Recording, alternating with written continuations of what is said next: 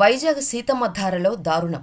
Oxygen towers B black లో ఉంటున్న ఓ flat యజమాని ఫుడ్ ఆర్డర్ తీసుకువచ్చిన డెలివరీ బాయ్ని బట్టలు విప్పించి కొట్టడంతో మనస్తాపం చెంది ఆత్మహత్య చేసుకుని మరణించాడనే వార్త ఇప్పుడు సంచలనంగా మారింది. వైజాగ్లో ఉన్న సీతమ్మధారలోని ఆక్సిజన్ టవర్స్ బి బ్లాక్ 29వ అంతస్తులోని ఫ్లాట్ నెంబర్ 2914లో ఉంటున్న ఫ్లాట్ యజమాని ఆన్లైన్లో ఫుడ్ ఆర్డర్ పెట్టాడు. కాస్త సమయం తర్వాత ఫుడ్ డెలివరీ బాయ్ ఆ అపార్ట్మెంట్కు వచ్చాడు. ఫుడ్ పార్సల్ తీసుకుని లిఫ్ట్లో పై అంతస్తుకు వెళ్ళాడు. కాలింగ్ బెల్ కొట్టగానే ఓ మహిళ వచ్చింది. ఆమె ఆ ఇంట్లో పని మనిషి. ఆమె రాగానే ఏవండి మీ పార్సల్ తీసుకోండి అని డెలివరీ బాయ్ అనడంతో ఆమె వెంటనే డెలివరీ బాయ్ చెంప చెల్లుమనిపించింది. అంతేకాకుండా ఇంటి యజమానిని పిలిచింది. అక్కడికి వచ్చిన ఫ్లాట్ యజమాని కోపంతో రగిలిపోతూ ఆమెను మేడం అనకుండా ఏవండి అని పిలుస్తావా అంటూ కోపంతో చెలరేగిపోయాడు. అంతేకాదు, కిందకు తీసుకువెళ్లి చితక్కొడుతూనే ఉన్నాడు. డెలివరీ బాయ్ నన్ను వదలండి సార్, నేనేం తప్పు చేశా? తప్పు చేసి ఉంటే క్షమించండి అని బతిమిలాడినా వినిపించుకోలేదు. తర్వాత బట్టలు విప్పించి అండర్వేర్తో గేటు బయట నిలబెట్టి అతని చేత బలవంతంగా ఒక లేఖ రాయించుకొని విడిచిపెట్టాడు. దీంతో అవమానంతో కుమిలిపోతూ అక్కడి నుంచి వెళ్లిపోయిన డెలివరీ బాయ్ అవమానాన్ని తట్టుకోలేక పురుగుల మందు తాగి ఆత్మహత్యాయత్నం చేసుకున్నాడు. దీంతో వైజాగ్ ఫుడ్ డెలివరీ బాయ్స్ అంతా ఆక్సిజన్ టవర్స్ వద్దకు చేరుకున్నారు. అతడిపై దాడి చేసి అవమానపరిచి ఆత్మహత్యకు కారణమైన వారిపై చర్యలు తీసుకోవాలని ఆందోళనకు దిగారు. దీంతో విశాఖ ద్వారకా ఏసీపీ అన్నెపు నరసింహమూర్తి సిబ్బందితో ఘటనా స్థలానికి చేరుకున్నారు. ఈ ఘటనలో బాధితుడిగా ఉన్న అతడికి ఫోన్ చేస్తే ఇంట్లో వాళ్ళు మాట్లాడారు. అతడు క్షేమంగా ఉన్నాడని కుటుంబ సభ్యులు చెప్పారు. ఇదే విషయాన్ని ఆందోళన చేస్తున్న వారికి వివరించారు ఏసీపీ. అయితే ఈ ఘటనపై బాధితుడు ఫిర్యాదు ఇస్తే కేసు నమోదు చేసి దర్యాప్తు చేస్తామని పోలీసులు హామీ ఇవ్వడంతో ఆందోళనకారులు అక్కడి నుంచి వెళ్లిపోయినట్టు తెలుస్తోంది. ఏమైందో మాకు తెలియదండి. మేము 10 నుంచి 11:12కి బయటకు వస్తున్నాను. నిన్న మధ్యాహ్నం 11:12కి నేను బయట నుంచి వస్తుంటే అబ్బాయిని అక్కడ కొడుతున్నారు. అక్కడ అబ్బాయి ఇలా ముడుచుకుపోతున్నాడు. నేను పట్టించుకోలేదండి. ఎందుకు కొడుతున్నారని పట్టించుకోకపోతే బయటికి వెళ్ళిపోయాక ఒక 15 మంది ఆడవాళ్ళు ఉన్నాం. మొన్నే చిన్న ఇష్యూ జరిగింది కదండి, అప్పుడు తన అన్నది అడుగుదాము, ఆవిడికి అలాగే కాలు ఇరిగిపోయింది కదా, అలా ఎలా మనం ఊరుకుంటాము, వర్క్ చేస్తుంది కదా మేడం, అలా అడుగుదాం అన్నాం. సరే అనేసి మేము వచ్చామండి. సెక్యూరిటీలు ఎందుకమ్మా ఇక్కడ మీరు గొడవ చేస్తారా అన్న. సార్ మేము గొడవ చేయడానికి కానీ మేము హైలైట్ చేయడానికి మేము రాలేదండి, ఎందుకు అబ్బాయిని కొడుతున్నారు అంటే పని మనిషిని అంట ఏదో అన్నాడని అన్నారు. సరేనండి, పని మనిషిని అంటే అనొచ్చేమో, మాకు తెలియదు, మేము వినలేదు కాబట్టి. కానీ సార్ కొట్టకండి సార్, మీరు కంప్లైంట్ ఇచ్చేయండి. మీరు కంప్లైంట్ ఇస్తే పోలీసులు కొడతారు, ఆ పోలీసులే ఏదో చెప్తారు కదా సార్, మీరెందుకండి కొట్టి చెడ్డ అయిపోతారు. చాలా ఘోరంగా కొట్టారండి. నేను చూసానండి, మేమందరినీ చూసాం, మేమందరినీ చూసాం. కొట్టారు. అబ్బాయికి ఒక 20-22 అంతే. అయితే నేను డెలివరీ బాయ్ అంట. అయితే మేము అన్నాం, సార్ కొట్టకండి సార్, మొన్న ఒక అమ్మాయిని కొట్టారు, అమ్మాయి దిక్కుమాలది అయిపోయింది, కాలు చెయ్యి ఇరిగిపోయి అమ్మాయి ఇది అయిపోయింది సార్, కొట్టకండి సార్ అనేసి అన్నాం.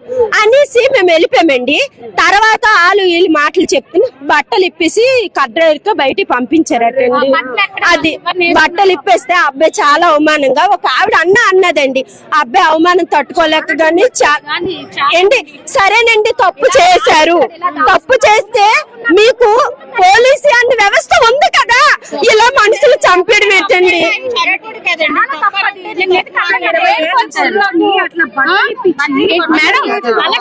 అందులో ఆ రూమ్ లోకి తీసుకుని వెళ్ళిపోయారు.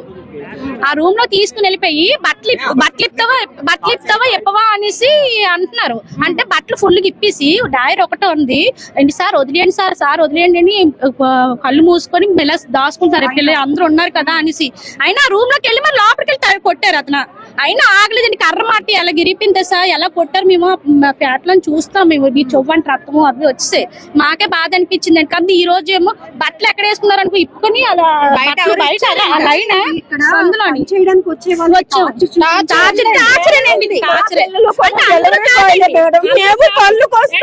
మా పిల్లలు కష్టపడుతున్నారు కదండి. ఆ పిల్లలు చచ్చిపోయారంటే నిజంగా అలా జరుగుతుందంటే మేము నిన్న ఇక్కడ నుంచి కదలవండి. మా కళ్ళ ముందు పిల్లలు కొట్టి చంపేశారండి. నాకు తెలియదు ఆ పిల్లడు ఎవరో నాకు తెలీదు, కానీ కన్నాను కదండి, నాకు తెలుసు. ఆ కడుపు ఎంత బాధ అనిపిస్తుందని అన్నట్టు నుంచి ఆ పిల్లలు చచ్చిపోయారు. తలో సార్ దండం పెడతాను వదిలేయండి, దండం పెడతాను వదిలేయండి అని. మామూలుగా వచ్చాము చాలా కంప్లైంట్ అయితే ఇచ్చిండి అంటే మీకు ఎందుకు మీరు వెళ్ళిపోండి మేము చూసుకుంటాం అని అంతే అలా వదిలేస్తారు అనుకున్నాము మేడం. బిడ్డ చచ్చిపోయాడు అన్నండి కొట్టారు అయితే ఏదో ఒకటి తప్పు చేసాడు దెబ్బలు కొట్టి వదిలేస్తారు అనుకున్నాం కానీ పిల్లడు ప్రాణం మీదకి వస్తుంది అనుకోలేదమ్మ. లేకపోతే నిన్న నిలబడి సార్ అలక్కో నిలబడి వాళ్ళకి మాట్లాడుకుంది. సెక్యూరిటీ గార్డులతో కొట్టించారా లేకపోతే ఆయనండి తప్పు సెక్యూరిటీలు ఎవ్వరు చెయ్యలేదు, ఆ సార్ ఒక్కలే కొట్టారు మేడం. సెక్యూరిటీలు ఎవ్వరు చెయ్యలేదు. వచ్చిన అందరినీ ఆపేశాడు అక్కడ. ఫ్లాట్ నంబర్ మాకు పెద్ద ఐడియా లేదండి. అదే కదా మనం ఈ ఆక్సిడెంట్ ఎవరో ఒక ఓనర్ ఓనర్ ఫ్లాట్ నంబర్ మాకు ఐడియా లేదు అసలు. అతన్ని ఎప్పుడు మేము చూడలేదండి. సెక్యూరిటీ గార్డులు అయితే ఎవరు కొట్టలేదండి. ఎందుకంటే మేము వాళ్ళ మీద అనవసరంగా మేము చెప్పకూడదు, అందుకని వాళ్ళు చెయ్యలేదు. వాళ్ళు కూడా వెళ్ళారు కానీ పాపం చెప్తున్నారేమో మరి అతను ఇంక వినట్లేదు. ఇక్కడ సార్ తల్లి మనసుగా మీరు చెప్తున్నారు, బాధపడుతున్నారు. ఎవరు కన్న బిడ్డ అయినప్పటికీ కూడా వాళ్ళంతా పాశవికంగా పైశాచికంగా ప్రవర్తించడం తప్పు కదా. మరి తప్పు నేరం అనేది మా లాంటి వాళ్ళు మేమే అనగలమా చెప్పండి. కానీ వదిలేస్తారు అనేసి అనుకున్నాం మేడం. తల్లిదండ్రులు అది చాలా వరస్ట్ అండి. అలా అంత వరస్ట్ గా ప్రవర్తించకూడదు. వాళ్ళు అడ్డుకున్న వాళ్ళకి కూడా పక్క పంపించేస్తారు కూడా. నేను ఒకసారి ఏమైనా కూడా అలాగే కొట్టాను. ఇది రెండోసారి అండి ఇది ఇలాగా. అది ఎంతవరకు కరెక్ట్ అండి? పని వాళ్ళని అంత చిన్న చూపు చూస్తారు వాళ్ళు. వాళ్ళ దగ్గర డబ్బు ఉంటే ఉండొచ్చు, ఎవరి దగ్గర డబ్బు ఉంటుంది. అది డబ్బుతో సమస్య కదండి, మంచితనం. మాకు జరగకే కదండి, మాకు జరగకే కదా వస్తున్నాం. జరిగితే మేము రాం కదండి.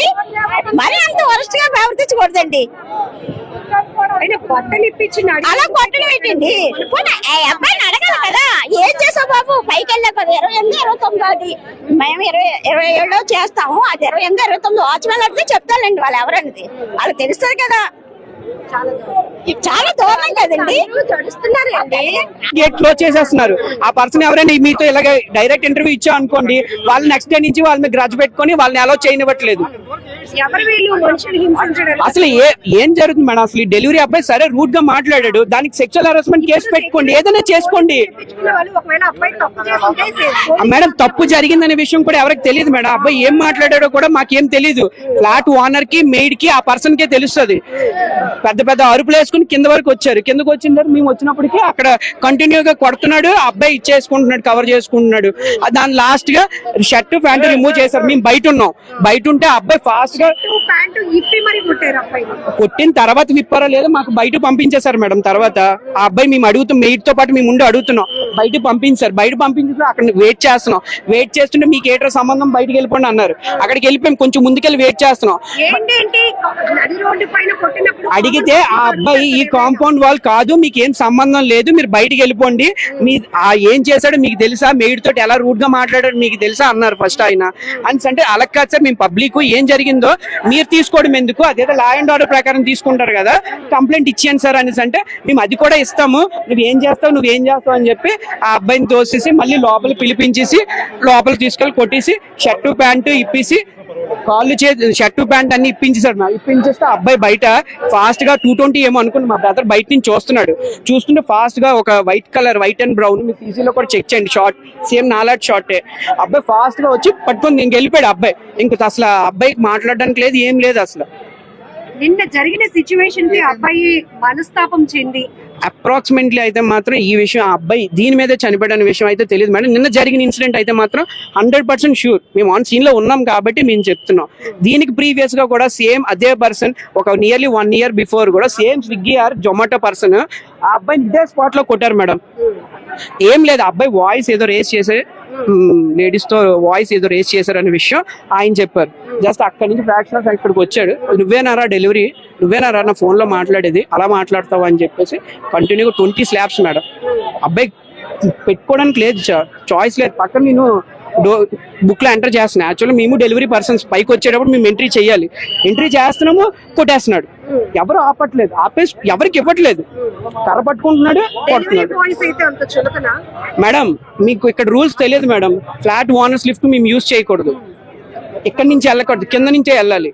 వాళ్ళ ఫ్లాట్ ఒకవేళ ఓనర్స్ లిఫ్ట్ యూజ్ చేస్తే 500 rupees ఫైన్. లోపల సీసీలో నుంచే మమ్మల్ని పిలుస్తారు, కోఆర్డినేట్ చేస్తారు, ఎందుకు ఎక్కారు, బయటకు వచ్చి ఇక్కడ ఆపేస్తారు, మా సెల్ఫీ వీళ్ళకి పంపిస్తారు, వీళ్ళు మమ్మల్ని ఆపుతారు, మళ్ళీ ఎఫ్ఎం దగ్గర తీసుకెళ్తారు. అదొక పెద్ద సార్ మా ప్రాబ్లం ఇది అని మేము ఎన్నిసార్లు చెప్పినా కానీ వాళ్ళు మా ప్రాబ్లం అయితే సాల్వ్ చేయలేరు. ఇది మాకనే కాదు మేడం, మెయిడ్స్ కి ప్రాబ్లం ఉంటుంది. బట్ మేము సర్వీస్ లిఫ్ట్ యూజ్ చేసే లిఫ్ట్ లో కుక్కలు తిప్పుతారు, ఇంటీరియర్ వర్క్ జరిగితే చెత్త తీసుకెళ్తారు, అన్నీ చేసుకుంటారు. బట్ మేము వాళ్ళ ఓనర్స్ లిఫ్ట్ మాత్రం యూజ్ చేయకూడదు. మేము ఎన్నోసార్లు రిక్వెస్ట్ చేస్తున్నాం కానీ మరి దాని విషయాన్ని ఎవరు పట్టించుకోవట్లేదు. లేదు మీరు కిందకు వచ్చేసి డెలివరీ తీసుకోండి అనేసి అంటే అసలు డెలివరీయే చేయొద్దు, మీరు వెళ్ళిపోండి కావాలంటే అనేసి ఎన్నోసార్లు 2-3 డెలివరీ పర్సన్స్ కూడా పంపించిన రోజులు ఉన్నాయి. అది మేడం, ఇది నిన్న జరిగిన ఇన్సిడెంట్ అయితే ఇది